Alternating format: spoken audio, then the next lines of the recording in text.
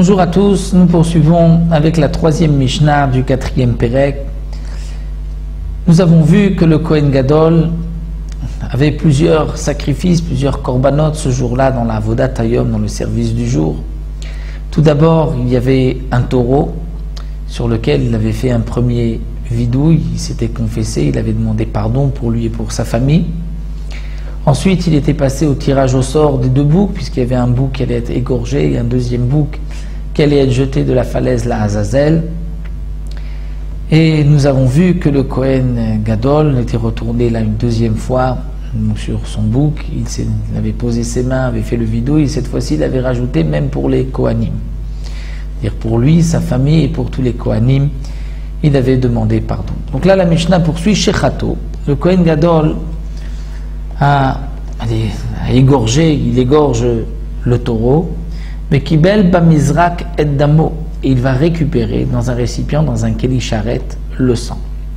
Il va récupérer le sang pour pouvoir l'asperger comme nous allons le voir.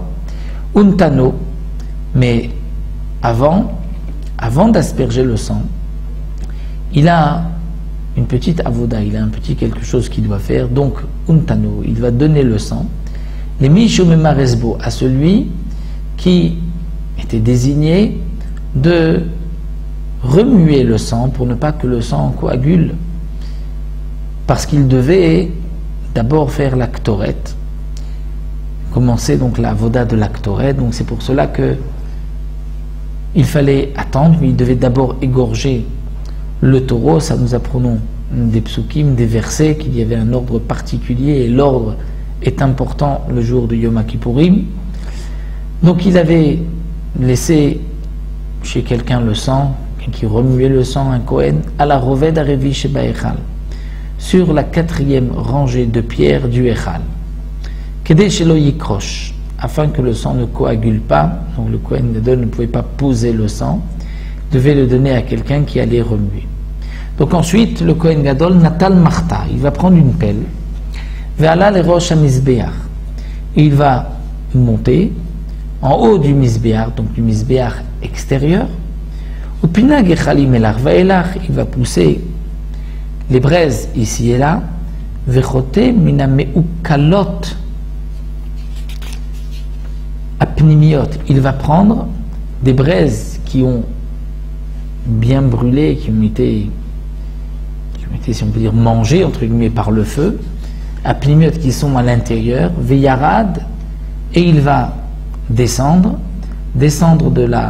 du misbéach, veinicha, et il va poser cette pelle avec la braise, les braises qui se trouvaient à l'intérieur, à la roved sheba azara, c'est-à-dire sur une rangée de dalles de pierre qui se trouvait sur l'azara. Là c'est marqué entre parenthèses à un révi'i, la quatrième, peut-être qu'il mettait juste à côté de celui qui gardait le sang.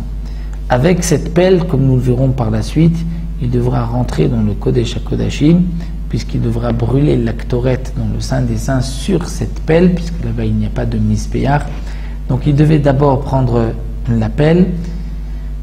La Mishnah Dalet et va faire une petite interruption avec la avoda du Kohen Gadol. On va expliquer exactement cette pelle et aussi des différences entre la avoda de tous les jours de l'année et la avoda du jour de Kippour. Donc là nous avons 3 Mishnayot, avant ensuite de reprendre l'actoret et ensuite le sang que le Kohen Gadol devra asperger par la suite dans le Kodesh HaKodashim.